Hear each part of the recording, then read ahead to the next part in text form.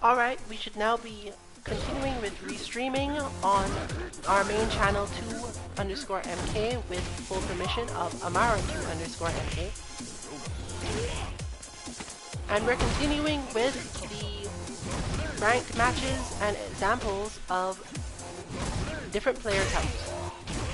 You missed the end of a fairly tough ed match.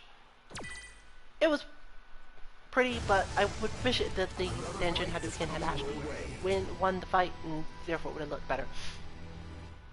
An exclamation point on the end of a good match.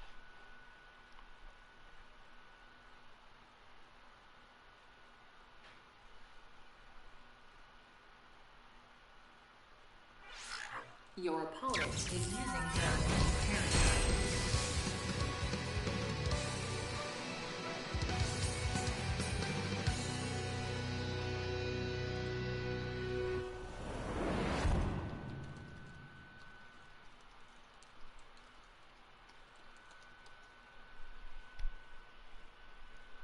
So, Kareen by nature is a Footsie's character. And Footsie's characters are special in that they can play just Footsies. And just Footsies is the natural way of that character and doesn't actually fall into any of the previously mentioned things. That said, most of them have a tendency toward one of the other types in order to get damage. Because Footsies is a way to get damage very slowly. So you can usually tell what type you need to treat them as by which character they're playing, more so than anything else. Kareen should be considered Footsies, but you can treat her as pressure. Chun-Li can be considered Footsies, but you should generally treat her as a zoner. Birdie should be considered Footsies, but you can normally treat him as a closing in character, unless he's super defensive. And so on.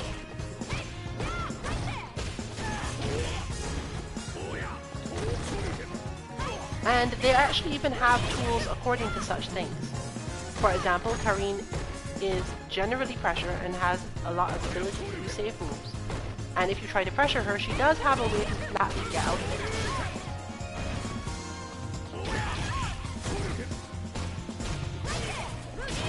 Now, as for what type of Kareen this player is, again, it doesn't really matter whether or not they're actually playing Footsies or not. At this point, they are specifically aiming to play as if they're a pressure player. And you can treat them as such. Final round. Fight. This is part of what makes Kareen good as a character, because pressure by its nature beats Footsies. If pressure didn't beat Footsies, it wouldn't be very good pressure, and therefore it would be not considered worth calling pressure at all. Now, it doesn't necessarily beat zoning, because in order for pressure to beat zoning, you have to get in and be able to stay there. In fact, this is part of how matchups are determined, because the way that Amara normally faces Kareen is to literally just do stand heavy punch in certain ranges. The thing that makes it difficult is that if the player is actually playing Kareen as a pressure character, they know the moment that they can stop their offense and then jump. Or just do a general move that doesn't have any particular downside to her.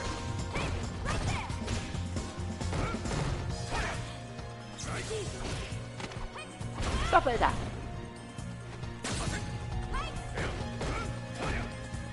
And because the pressure player doesn't normally give the zoning player enough time to do any zoning, their thought is not normally, I should throw Hadoukens now. Because unlike the zoner, as we saw before, there's no way to know when that player is going to do a particular thing. And you can see Amara's zoning tendencies here of walking forward, up to an opponent on the ground, and doing crouching medium kick. It's not pressure, it's not specifically a meaty, it is so that that opponent can't walk away. Or at least, that if they try to walk away, a particular thing happens.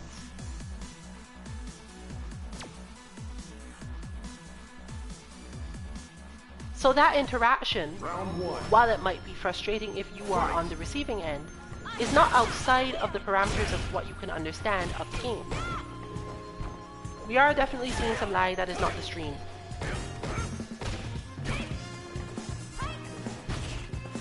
So the question is, what can Amara do against this sort of player? The first is to recognize that taking damage like that has no meaning. Pressure players are built to do massive amounts of damage, and to make you uncomfortable about their potential to do massive amounts of damage. If they couldn't make you uncomfortable, you wouldn't feel pressured. You just sit there and block and wait them out all the time. But they're there trying to, once they've taken that life lead, they're making you feel as if you must do something. And that can cause you to fall into their traps, or their frame traps, and in lag it can become really annoying. Round 2. Fight. But to higher level players who are familiar with this sort of thing, even if subconsciously, they are much more suited to dealing with these situations because they understand what Karin is doing. They know that after that, for example, after crouching medium kick, she's probably going to jump. And even if she doesn't hit the crouching medium kick, she will jump at the timing after which she would have hit it. Because that's the timing and the spacing at which it's the hardest to anti-air.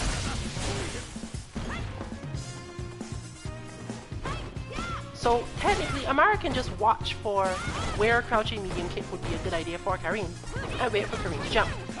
Because if she doesn't jump, she will do something like that and just take damage anyway. You don't have to be ready for those things because you block them.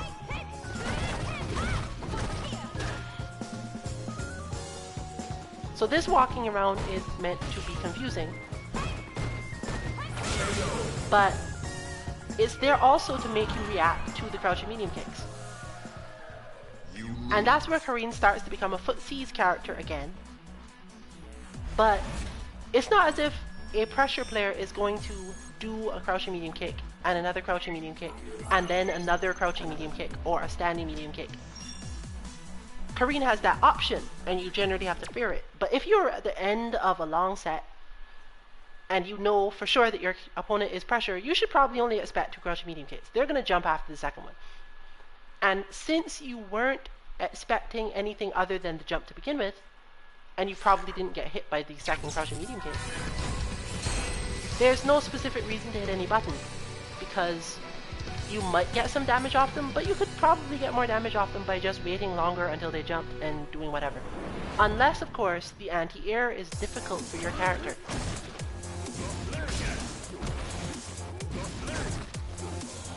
If you find that it's very difficult to anti-air pressure characters,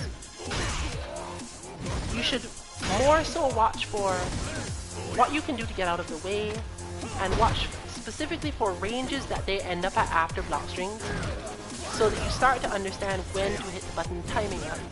This is again a matter of actually learning matchups at that point. But you don't always have to understand a matchup to beat someone who is playing a character that they effectively shouldn't be playing because the character doesn't match their style. They'll eventually push through. It is quite possible, as again will be discussed tomorrow, for people to manage all of those things with a character that is not particularly suited to that style, but it's quite hard. And you generally will have an advantage against those players when they are doing this, because they are the ones at disadvantage. They're the ones struggling. Until they get really good, they're the ones that are struggling. Attempting to be a jack of all trades, again, is often a path to this sort of experience. So with Urien, we have the same sort of things. We're looking for a potential backdash, a forward jump, and so on to tell what type of character they are. So our initial thought is, this is a zoning Urien.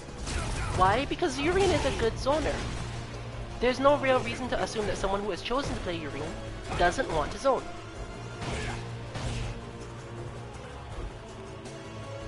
Is it gonna clear up? looks like we're going to get a very complicated match. Unless it does just flatly clear up. That does happen though. So, Amara has two choices here. She can try to play a very complicated zoning game because Urian's zoning also has a lot of ways for him to suddenly move toward you and get through other things like that. It makes zoning Urian, counter zoning Urian, rather hard. And closing in on him is not the easiest of things either.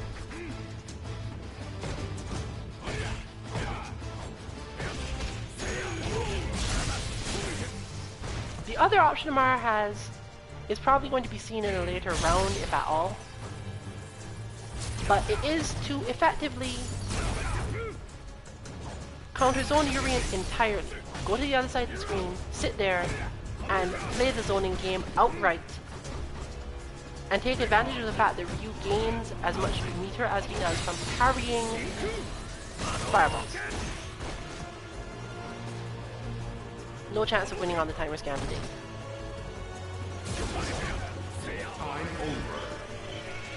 And when you see yourself lose on this, you're definitely dealing with a zone.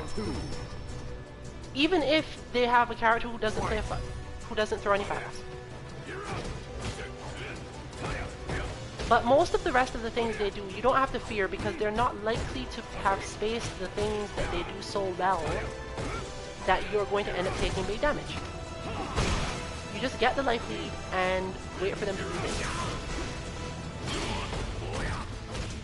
But because they do these things from so far away, it's hard to be confident that their move is even going to hit you.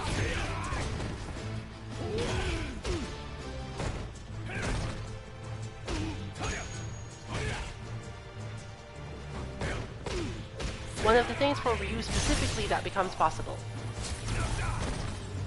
when facing this sort of opponent is to just activate V-trigger in neutral. Against Urian it's not always the best plan, but it can help.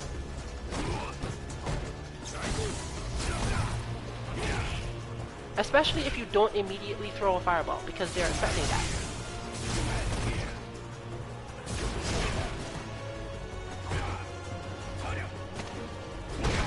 One other trick obviously is to throw the fireball after the throw EX fireball after the V-meter has run out because they think you're going to stop them.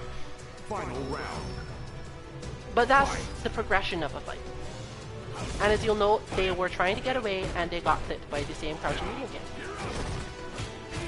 Zoners don't do that crouching medium kick because it's a bad idea. It is an idea you can exploit if you're expecting it from them, but if it was a terrible idea, then it wouldn't become part of the zoning style so easily, so genetically. It's something that naturally comes out of the way they play.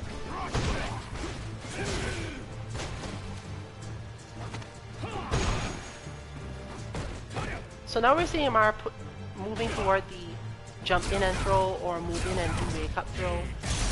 The wake up throw is another thing you will find from zoners as they get better, because obviously after they've realized, these people just block everything.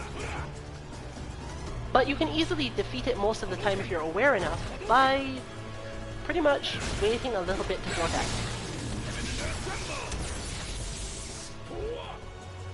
Unfortunately, the lag has stolen the win. However, it might be enough to just use the Denjin Hadouken anyway.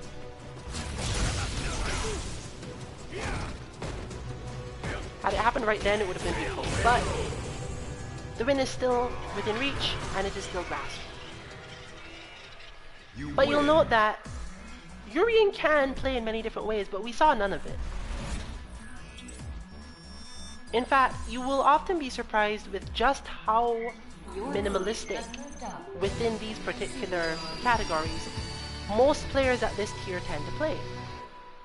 It's because grasping a ton of concepts in a very short space of time can be really difficult. It's up to you, you can decide whether or not your Wi-Fi needs fixing. I'm sorry, we just assume everyone who has that specific type of problem is on Wi-Fi. So anyone who has watched this stream with us and been an opponent and could not explain your lag because you're sure you're plugged in on the wire, our apologies to you.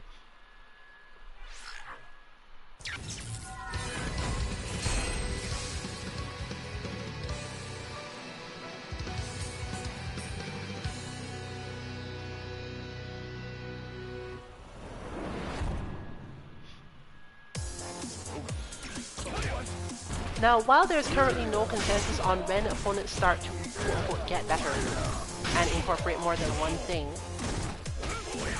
or gain enough subconscious or otherwise awareness to adapt faster, you can generally assume that people don't adapt or be completely random very early because they don't know what you're going to do.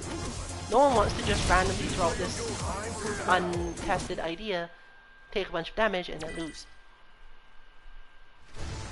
Because in ranked, unlike in a long set where you have some time to feel people out, your points are on the line and the first round win often matters.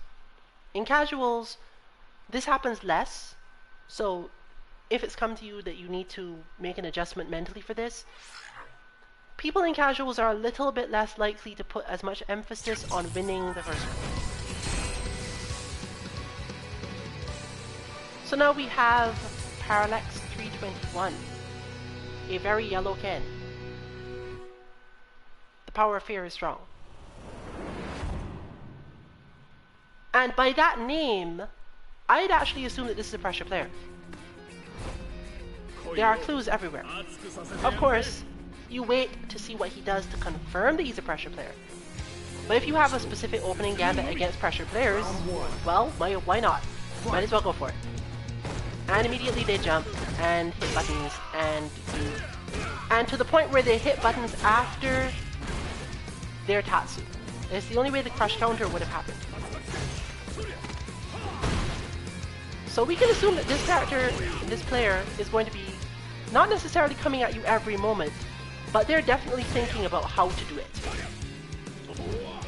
And once again, note that them having failed at it for basically the entire first half of the match, it makes them stop, but it doesn't necessarily make them go to anything else. He didn't start throwing Hadoukens, he didn't start doing Tatsus. He went back to the other corner and jumped backwards, in the hopes, presumably, that something would eventually happen. So when you take damage like that, it's because your anti-airs might not be on point, whatever. He threw an EX fireball from the corner in neutral, basically. While these things may often look as if, oh, well, he's doing Ken's moves, what do you expect? There is a method to the madness. There is a way to understand what these players are doing. So the fact that he's backing off now, pressure players can totally be defensive. They're defensive until they do something like that. Because they think, okay, now it's my turn. Now I've got you. I've managed to bait you into thinking that I am not going to go on the offense. And now it's my turn to obviously go on the offense again. But with this type of player, you can generally just spend your meter on wake up. Especially if you have EX. Especially if you've been in a tense situation before then, they're going to be looking to get that damage. And when they get better, they will recognize those situations as well and go, maybe I should bait this opponent. But at this tier, the self-awareness isn't usually there. They feel, okay, I've been out long enough, I haven't been doing damage, I haven't been close to the opponent, I haven't been achieving my psychological goals in this match. I'm gonna get in, I've knocked them down, now it's time for me to do my damage. And you could just go, okay, hi, and then wake up with, yeah, sure, you can, or whatever else you have. So that's the idea here. Amara will do whatever she can to finish him off in one shot, but if she doesn't, and he manages another knockdown,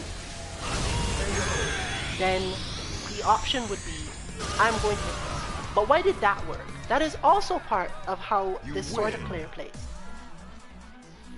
Because they weren't going to jump out of that. And the reason we know they weren't going to jump out of that is because they spent a little bit of time thinking, can I shore you upper from here? Will that work? And if they thought, no, I shouldn't shore you upper from here, then you get hit them. Not that they could have, and I'm pretty sure it would have gone through the engine too. But because it wasn't really a risk for Amara right then, and if they jumped backward, which was where they were, mentally they were in defensive mode at that point.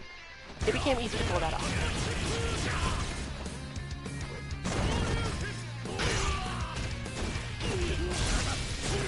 because pressure players don't like being pressured. It's what causes them to do these semi-random shoryukens in almost neutral.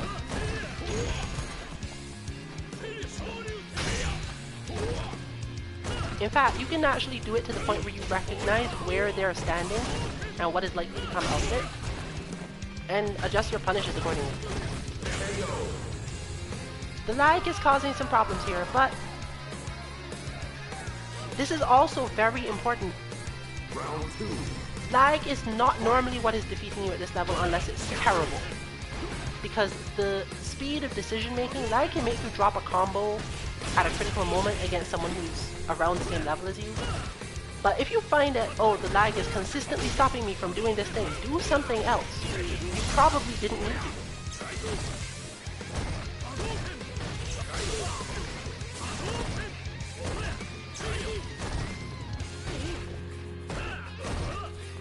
So why do they hit sweep? They don't hit sweep the same way that zoners do. They hit sweep because they figure, okay, I've hit you with a button that is plus. Now it's going to be you trying to hit a button yourself, and I get to crush counter you. Now they do get the advantage in that pressure is harder to deal with in lag. But in that case, it wasn't specifically the pressure that mattered. It was not expecting them to jump, even though they were on the offensive. And possibly, since Ryu's only really good defense against cross-ups is either cross-cut shoryuken, which is difficult, or parrying at a very precise time, it is often the case that this goes poorly. I think Ryu can definitely parry cross-ups, like fully, but the timing is so different from a regular attack that it becomes something you have to practice a lot. And that's what the pressure character is counting on. They're going to do a lot of things that require difficult counters so that they get to keep up the pressure.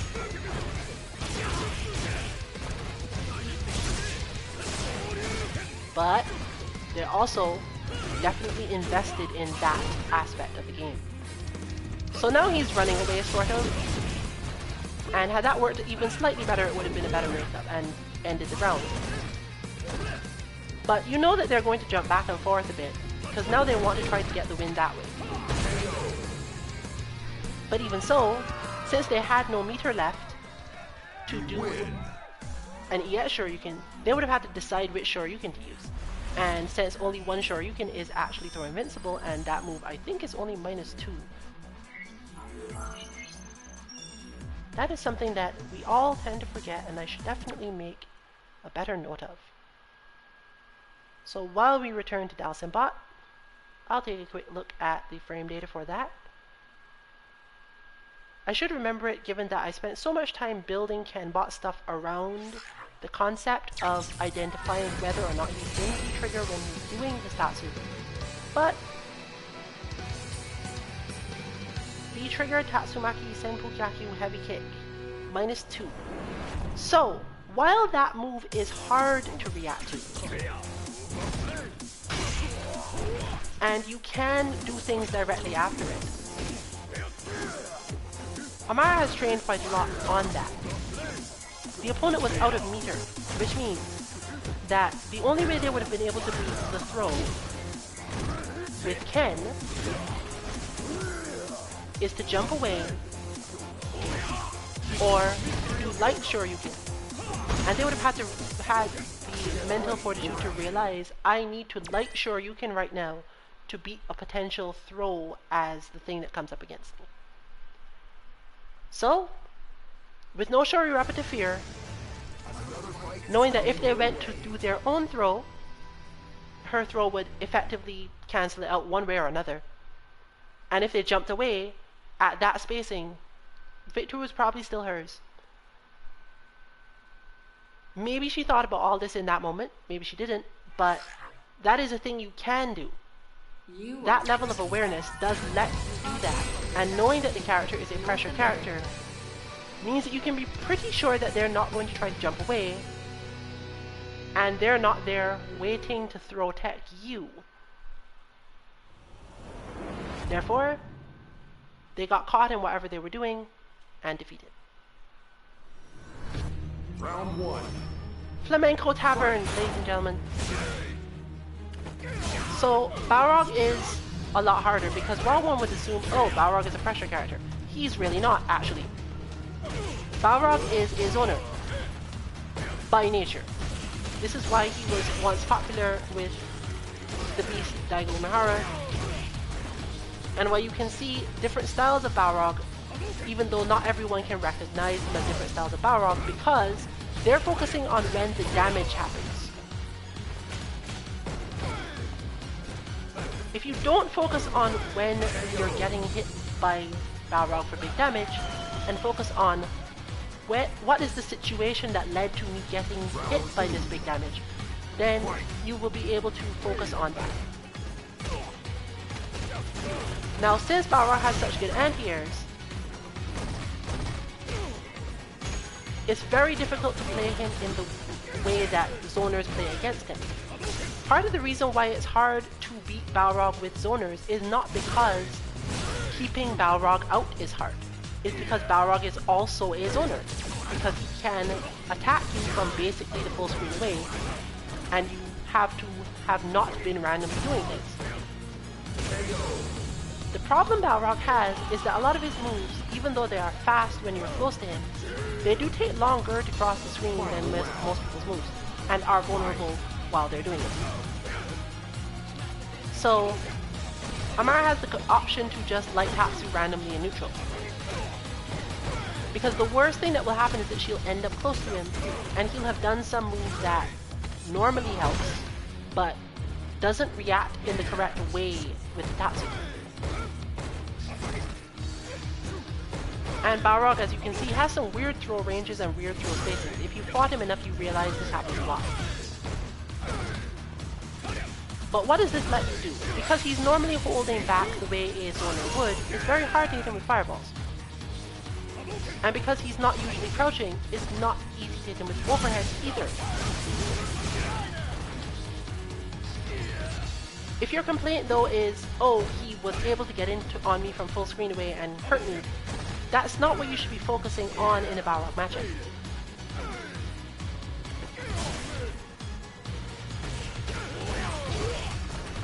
And like a zoner, your aim is generally to look for the moment where Balrog thinks that he can make a move. It's the same way that when Ryu is throwing fireballs at you, we suggest just neutral jumping. In fact, Capcom themselves suggest just neutral jumping. This is also how you beat Balrog. But, much like Ryu, you can't just do that, because if he gets into a certain space, he has counters for it. But overall, if you decided, I don't know what to do from this side of the screen, Balrog is freaking me out, you could just go, okay, I'll just jump. Just jump up, and that will solve everything. Jumping forward, unfortunately, creates a scramble situation, and Balrog thrives on scramble situations. So every jump forward you make is potentially you dying. But he doesn't have a strong response to that. At worst, this happens. You end up in a continued stalemate. And that causes the Balrog player to start to think about how can I time my moves so that I am most likely to get them while they're neutral jumping. They don't want to get caught in that. They want to start things before you even decide to neutral jump. Round 2. Now, Amara is generally defensive as a player and doesn't like to be in those sort of situations, so she doesn't tend to neutral jump that much. And it makes this sort of match difficult.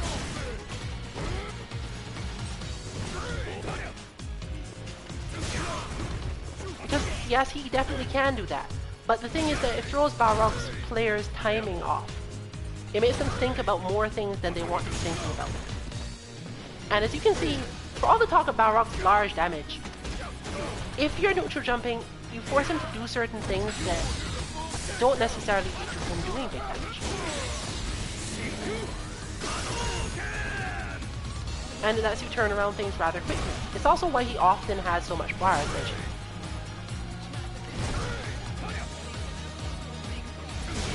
Eventually he'll do this, where he finally spaces himself correctly, and then he can forward jump. But if you try forward jumping before then, the situation tends to go poorly. The other thing you can do is learn scrambles. But that depends on character, so I'm definitely not going to be giving any advice on that. So we haven't seen any frustration players yet. We've seen pressure, we've seen zoners. We haven't specifically seen anyone whose primary aim is to close in either. So we're going to continue for a while longer and hope that we get some examples of those types of players.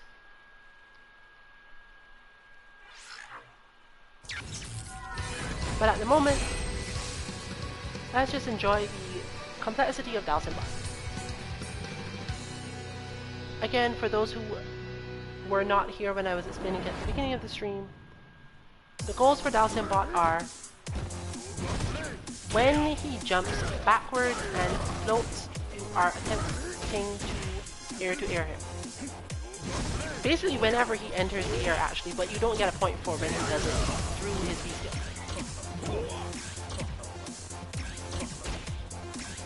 The rest is about punishing particular things on the ground and dealing with when he's sliding in on you.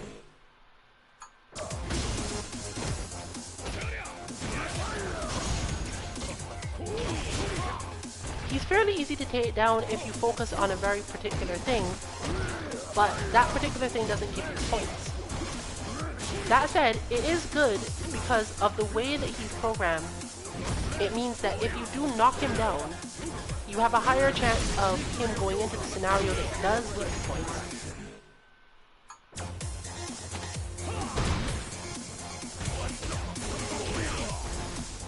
But obviously just jumping in on him and doing it won't always lead to much because I've tweaked the timings for a lot of the frames.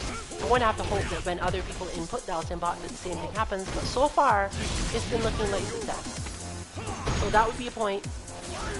Not specifically because that is the best reaction for every character, but for characters who don't have moves that move them forward safely, quickly, it's one of the best, especially since you don't take damage from his flame carpet during your own throw.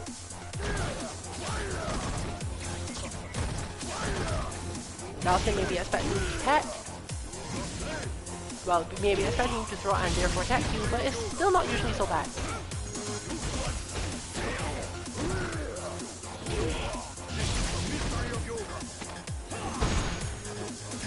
As people have pointed out lately, that's not really the strongest of V-triggers. Still, he's not really a character who depends on his V-trigger that much. It's more so supposed to make people want to get out of it, but sometimes you're basically in a better situation just sitting in the flame. If they wanted to make him even more powerful, they would probably just make that do actual damage instead of white damage, and then he'd be terrifying. We may see such a thing in Season 3.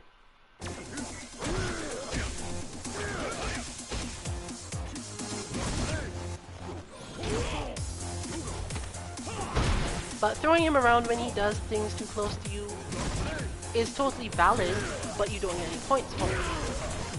Because, as with all bots, there are certain things that are just byproducts of other things that I'm doing in terms of inputting the bot.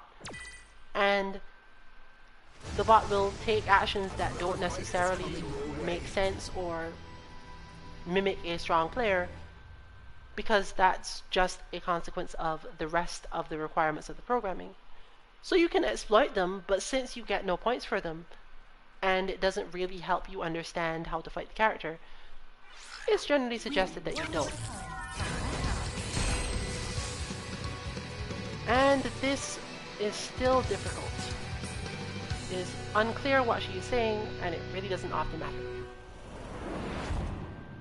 This is a larger disparity than usual, but remember that when you turn down matches, it will expand the radius of people that it searches. And for Brazilian Ken, this looks to be quite clean, so we'll call that good. Now, this is the first thing you can see as Zoning Ken. Don't expect Zoning Ken to throw Hadoukens.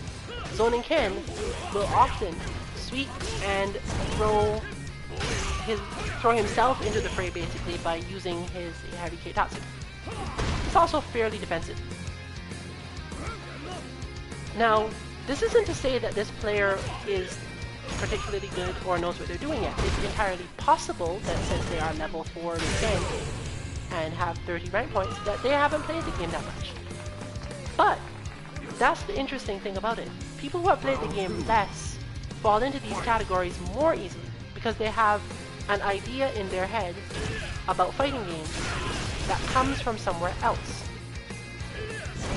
They have decided, this is how I think the game should be played. And depending on the character they've chosen, they may be right. For this person, probably not as correct as they could be. But you see all the signs of a zoner player.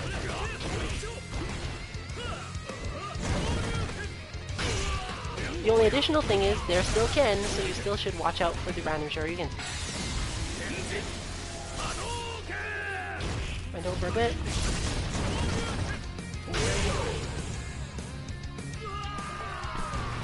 Zoning Ken tend to get themselves killed in this way a lot because, as mentioned before, zoners have a tendency to hit unsafe things in neutral to knock you back, control space, and so on. Well, Ken's problem is that Ken has a particularly unsafe option, and they have the tendency to use it.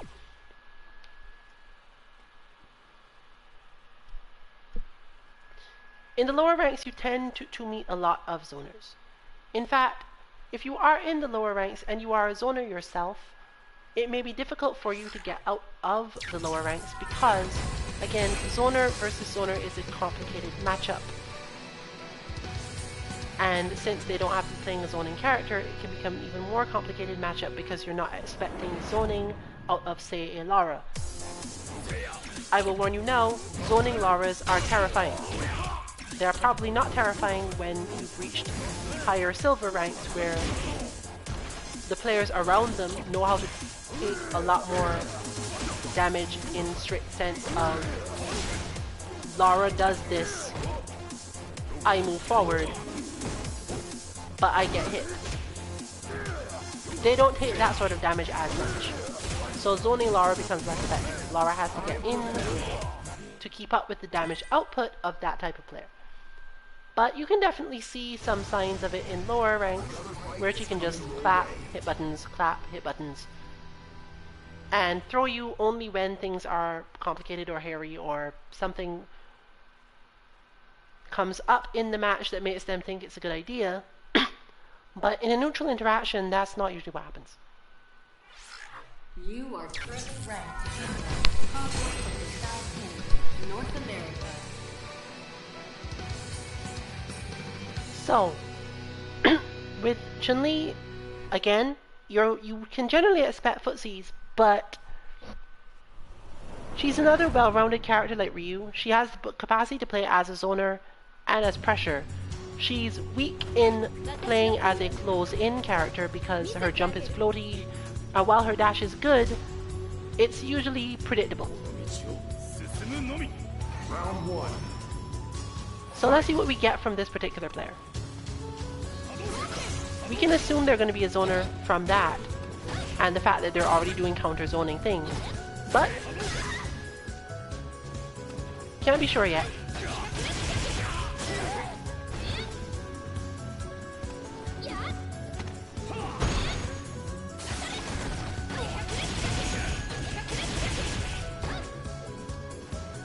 Now, the important thing here is that Chun-Li uses moves that will keep a chain up.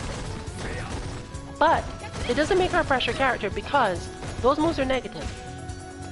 So really, you need to consider this not to be a pressure string that the player is trying to do, but rather a thing that a zoner is doing. Because once again, they are technically hitting moves in neutral that are not safe, based on the assumption that they're too far out for you to do too much about it.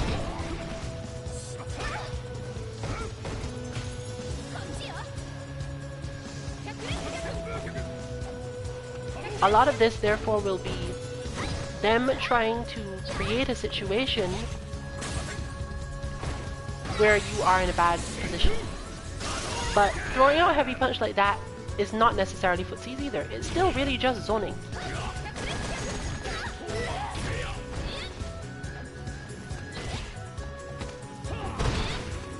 Chun-Li is just a character who can be treated as a zoner in a particularly good way because she has more options than most characters.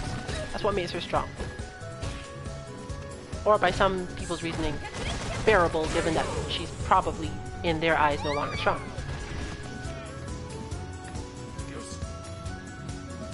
Final round. Fight.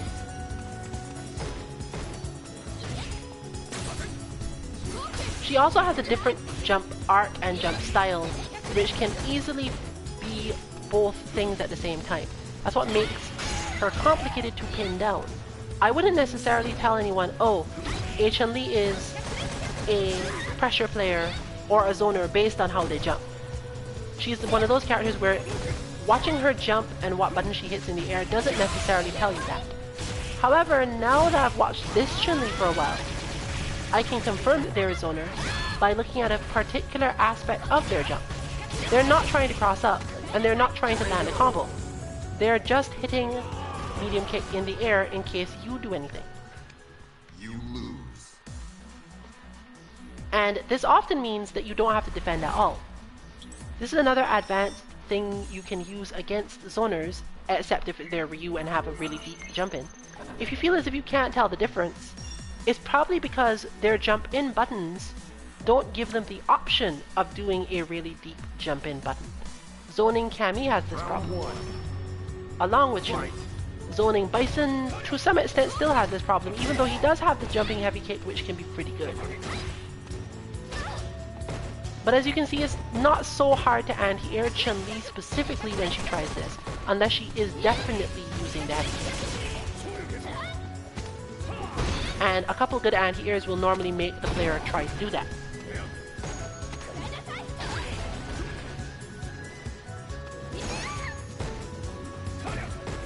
However, Chun-Li is generally not a good case study for this, because she is the one of the characters who looks one way and is really doing another thing, and you need more experience with interpreting other characters before you can say Chun-Li is attempting to do this.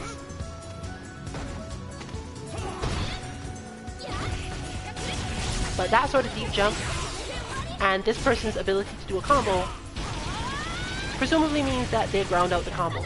But as I've noted previously, a person who is playing a zoning type character, who is in this case not good at being zoned, can get into a lot of trouble, and they could spend a lot of time learning combos and learning throw loops and learning tricks and still not manage to end up that high in the ranks. At this point, they're basically functioning because of two things. The first is that Amara is not actually throwing fireballs at them, and the second is that anti-airing Chun-Li can be hard.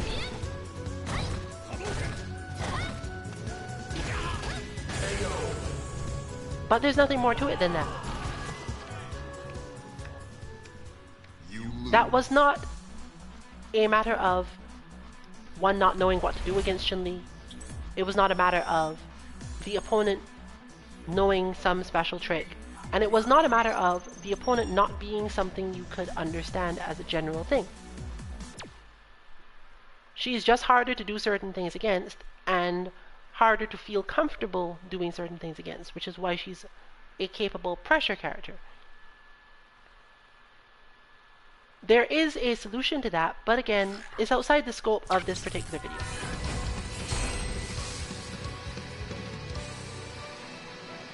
That said, given that we are now moving through dead time, I might as well add it. The general way that you deal with Chun-Li in that situation is to save your meter for EX Shoryuken and just throw fireballs out the way. She has very little response to this. Medium Shoryuken will now be effective as well, but sometimes you just want the EX for the extra damage and the surety of it. As she's a complicated character, you have to watch out for a lot more things though, so that feeling of watching out for many things is what makes it difficult to fight her sometimes.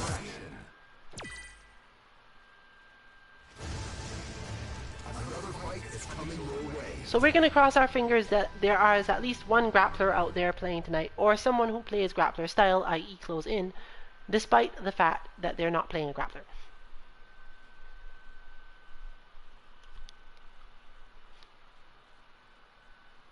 Otherwise, our video might be delayed. Win one more time. And I'll note that since the servers themselves will be down tomorrow, tomorrow's stream is likely to be focused on some other bot prototype and a fuller explanation of this particular thing. For those of you who found this interesting but not in depth enough. Round one. Fight.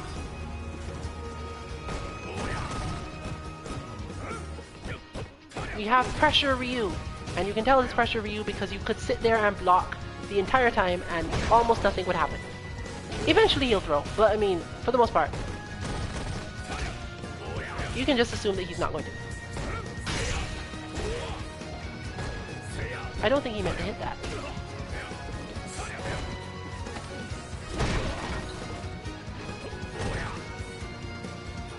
However, they are useful in giving one small contrast, which is probably enough to do it. Closing in Ryu. The only difference between this and closing in Ryu, because as I said, Ryu's a jack of all trades character, you can see a lot of things. The main difference is that closing in Ryu would be sweeping in certain spaces and throwing more. Round two. Fight.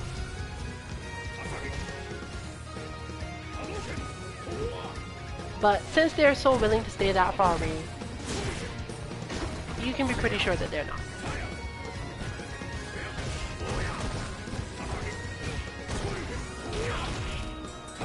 They're just a pressure player who is willing to rely on a particular move that is safe, basically, to keep you from responding to them.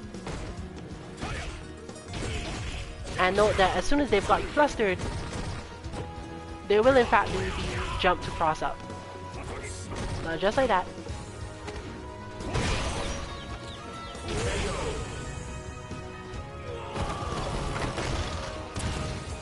If your character does not have a good anti-air, the way to defeat this sort of player is to be really gutsy. To believe with all your heart that after X block string they are definitely going to jump. And then do the easiest thing you can manage to do to knock them out of that jump. Usually this is a jumping medium punch. For most characters it's jumping medium punch.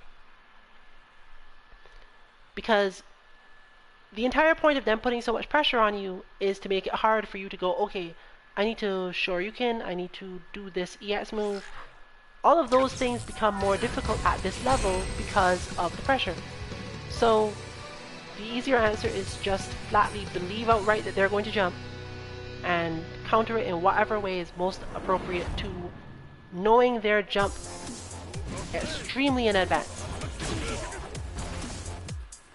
One frustrating point which you might note is that if you have the same reaction to jump because they have put you at a range where you know you can cross up from, they will take advantage of this because they know that you are going to jump if they do it enough. So they just jump with a button that knocks you out of the air. Because they don't really care whether or not their jump in is perfect either. So they get to learn things like, what is the exact timing that I can hit this button to do this? They jump, and they are already waiting to see if you jumped or not.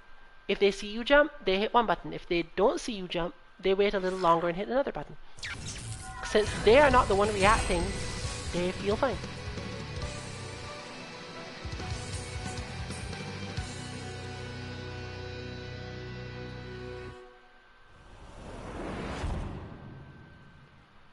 So it looks like we're probably not going to get our grappler tonight.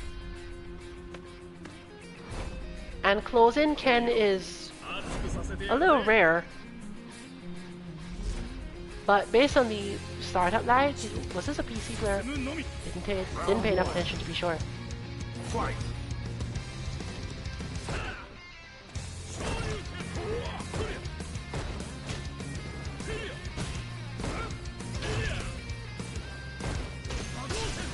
Are we in luck?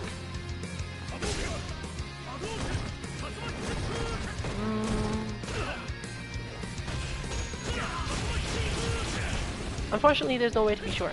The reason being that Ken is such a heavily modded character. They spend a lot of time making Ken a particular way. Ken's options, and what's caused a lot of the complaints about him, is that Ken's options are relatively limited in certain ways. You have to get really good at Ken before you get more options, and that means that most players take a while to get those options into their arsenal. This has always been true, but it's particularly true in this game. It was even more true in Street Fighter 4, unfortunately, so most people who play Ken in that game don't have anything to compare it to. In that game, he was more flowcharty. In this game, they basically tried to make sure that that flowchart went away, but the result was obviously that since the sort of player who plays Ken at early levels does a particular thing, they just ended up with a different flowchart.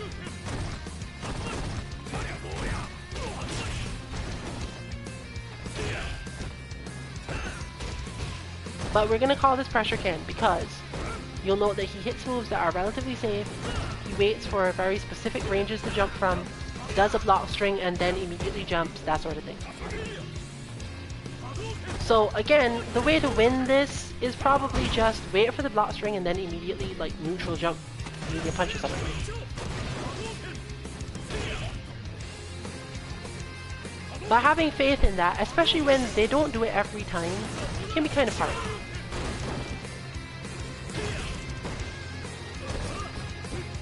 And it takes a while for you to identify that moment where, okay, they're definitely going to jump now.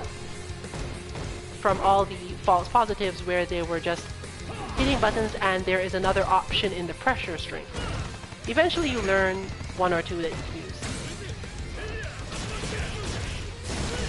But the point is really to focus on that part of the match, because the rest of the match is generally not going to matter enough to make you able to win over them. That's just going to feel like a lot of random interactions. And then whenever they do manage to jump in, you're going to be at a disadvantage. You can keep up with them until they do the jump in. So for this Ken, we can say that they have a tendency to do it after 2 light buttons, which is not that common actually. Doesn't look like their mediums are a guaranteed jump from them. But for whatever reason, they go light, jump. I will bet you that they have tried out Cammy at some point, because this is one of the things that Cammy does. Since Cammy's cross-ups only work in very specific places, light jump is one of those things that she does. You can also use this in that way to get information about players overall.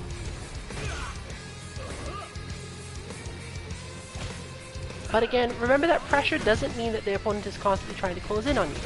It means that they are waiting for you to do something so that they can get their pressure started, or they're pressuring you at the time. And if they have moves that cross the screen like that, they don't feel as if being far away is disadvantageous to them anyway.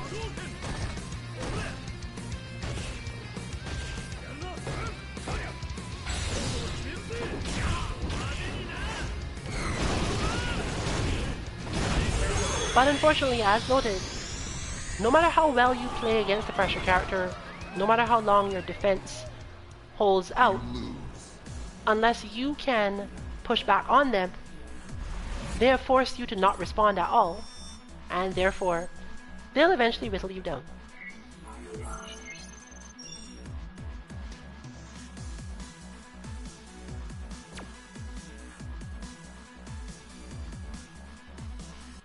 Round 1. So in the end, there really isn't another way to beat this Ken.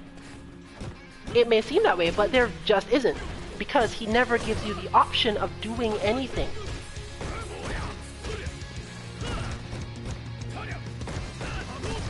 You basically have to wait until he's ready to jump, and be ready for that jump. That's all you get. Everything else is just punishing stuff like that if they happen to be neutral, or feeling them out. And feeling them out is hard because it's basically guessing. That's why it annoys people. But we are pretty much at 100% on the light jump. We are also at 100% on the medium punch in sort of neutral jump.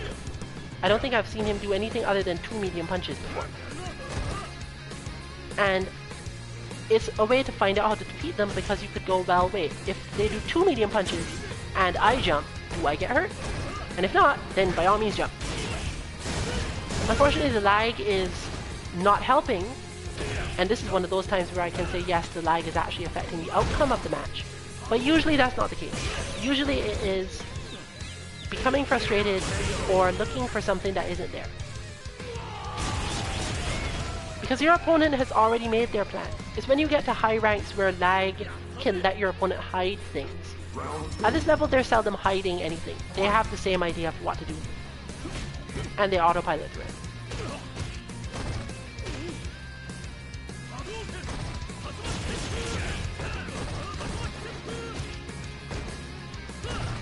So we've got a heavy kick, another heavy kick. That jump, for example, isn't a jump you necessarily feel the need to respond to. You could have if you had really good reactions, but that's not the jump you're looking for. If you happen to react to it, good. But that was the option where you had something else you could have done.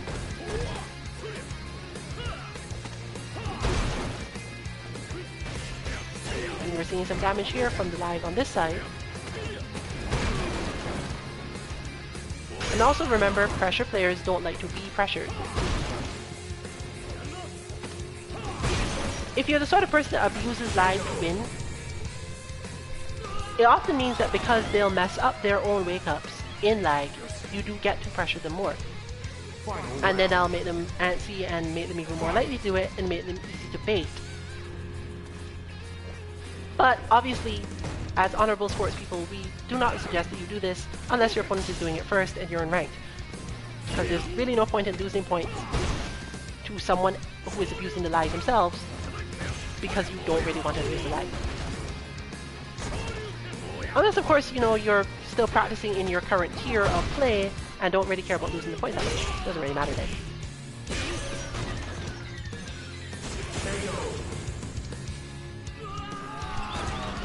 The other reason why it is useful to do things like learn how to stop that light kick, jump, or light punch, light kick, jump,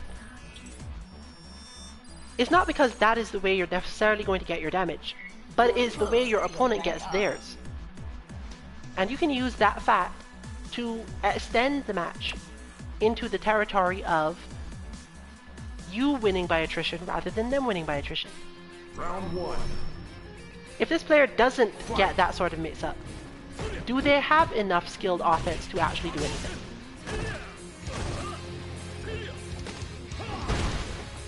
Or will it eventually become, oh, we're both doing this, and I'm going to eventually beat you up? And as we've seen here, the 2 medium punches thing, Amara doesn't have to care whether or not she jumps there. They might eventually respond, but that's unlikely. And you get to push them off because they're pressuring. The parry is still worth it, even if it doesn't work perfectly.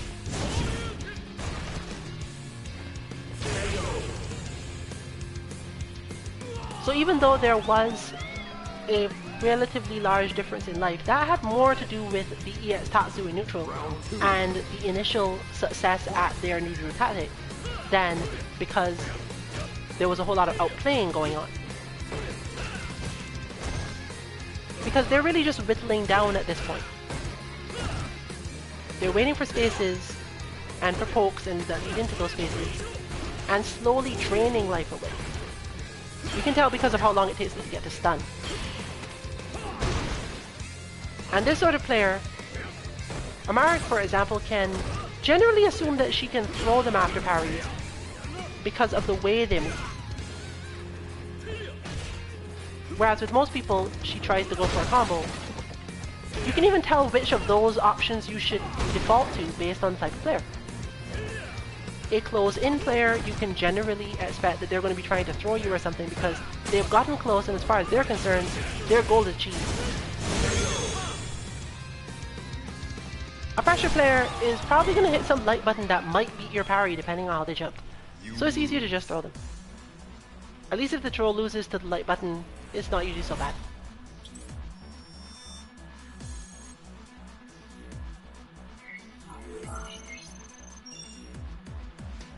But we're now coming to the end of the stream, so we're going to give it one more chance for our final grappler type character example to show up. Unfortunately, as many people know, at this tier you don't tend to see a lot more than just Ryu, Ken, and the occasional character you see very rarely. So I'm not expecting good fortune here.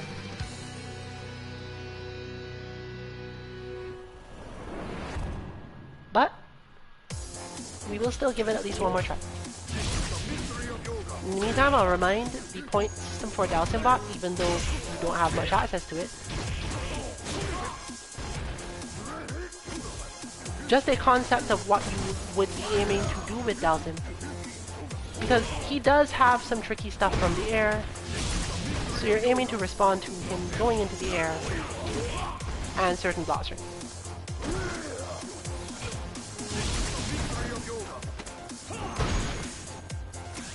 He became a character with a lot of aerial mobility that you have to pay attention to and care about.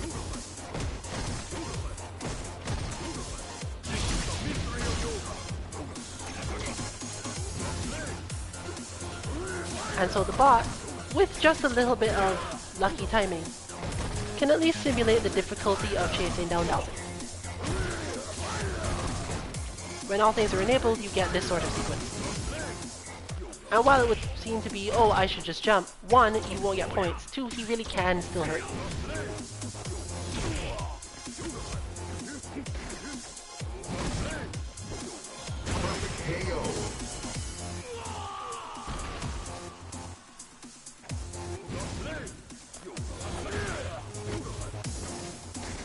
What you will definitely see from him, and what you should make sure to put into him, therefore, even if you're just poking around at it, is just to use his back heavy punch and throw in a Yoga Fire, preferably an ES Yoga Fire after it.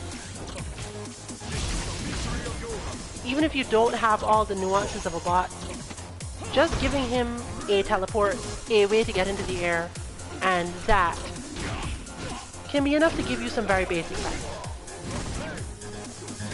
We are not yet sure if Dalsim Bot will be released this weekend or the following. Doing some work on the Goofy Bot. And for those who did not know, CEO is coming up. And that weekend is obviously going to be really, really packed with a lot of action. Registration numbers are a little higher than most tournaments, but of course the production value is what really separates one tournament from another. So you probably are going to have a lot to look forward to, including Marvel fans who will be able to see Marvel played, possibly streamed. We don't know yet.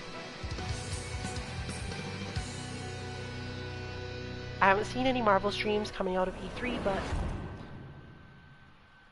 I'm unfortunately not tracking that well enough. I'll leave that to our reporter. Round 1. Well, unless this is a close-in Ken, I think we're pretty much done.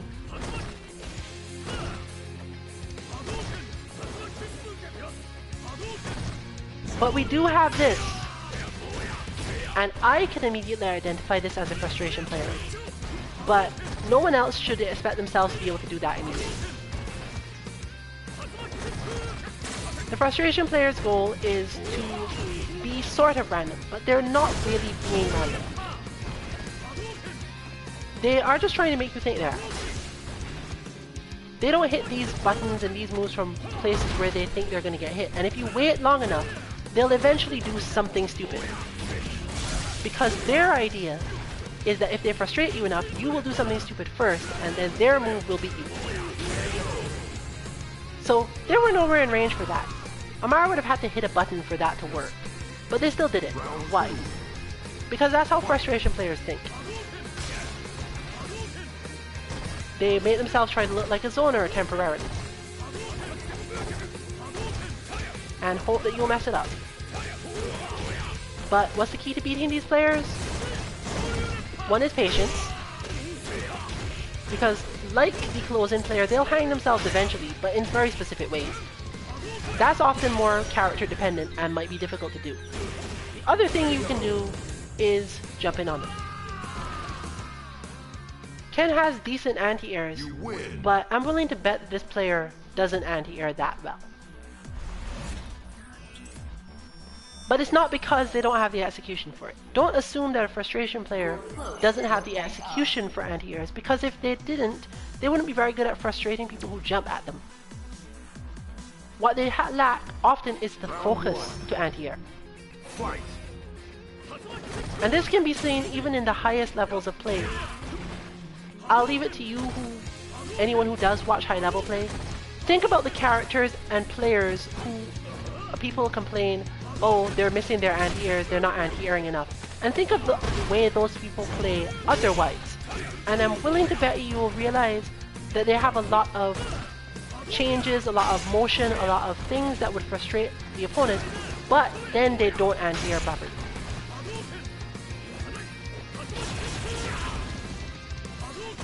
But this person is not trying to close in, they're doing random moves in neutral, they're not really trying to zone. They throw fireballs purely to get Amara to throw fireballs so that they can respond with Tatsu. So for her, this isn't really a difficult match. Frustration doesn't beat zoners that well unless they actually become frustrating. It can become a problem depending on the opponent character, but zoners are generally patient people by nature, and unless they feel as if the opponent is pressure, then they won't often make any silly moves. A frustration player is better off trying to convince a zoner that they're actually a pressure player, because then at least you can get into Twitch and make mistakes. But this is almost a classic interaction. This player is a frustrating player, but they're trying to convince a zoner that they're a zoner. And the zoner goes, no you're not, you're just throwing fireballs at me. I don't even have to care. I can do things like that. And wait for stuff like that. You get the juggle? No, not today. But the way to close out the stream that you can tell that a frustration player is not a zoner is that they just throw the fireballs one after another. Zoners know better. But that's what they were aiming for. That's what they were waiting for. They're waiting for a response, and they're seeing, well, I don't get the fireball reaction out of them when I throw fireballs myself, so this will be bad.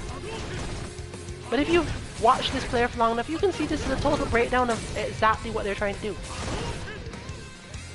And now they're going to try to win, probably by timeout. There's the light Shoryuken. So this player had time to think that through and make the correct decision. There is no particularly good or bad. If your awareness is good enough, no matter what your style is, no matter what terrible situations your style may put you in, enough awareness will help you. But now Amara just has to basically bait them out and jump, because now they're back to feeling, okay, I have space, and they're not backing off completely to do the Hadoukens anymore. Fortunately, Ken has some good reactions to that, but again, you'll note that his anti-airs are not good, they're just there.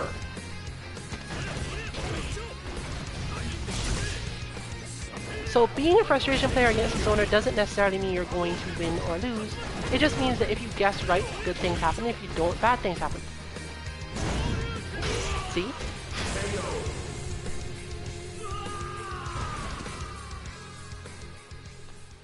Well, since we're not going to get any close-in players on this stream, just watch for it in yourself. Again, the close-in player attempts to jump at you most of the time, dash at you if their dash is good. They're mostly looking to throw, even if they're not actually playing a grappler at the time.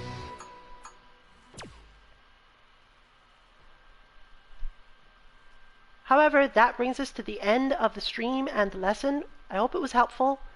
And if it was not, or at least if it was anything confusing in it, please make sure to send any questions to us at mk.org, our website where the bots and contact information for us or direct contact forms for us, emails and so on are all available.